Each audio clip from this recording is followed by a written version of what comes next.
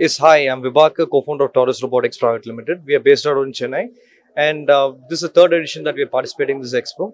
First of all, we build axial flux motor. Axial flux are compact, lightweight, high-efficient systems. We were supplying for electric vehicle for two-wheeler, three-wheeler. Today, we are exploring the opportunities in the HVAC space, where we are implementing these systems with the customers to understand what is the potential benefit or efficiency that we can take on.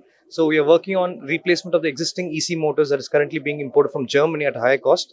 And with our technology, there is a potential that there's a cost reduction that can happen by 50% and the efficiency being increased by about 15%. Thank you. So really, thank you for giving us the opportunity. And with this platform, we are able to access more HVAC market space, market understanding is obtained. And thank you so much for this opportunity.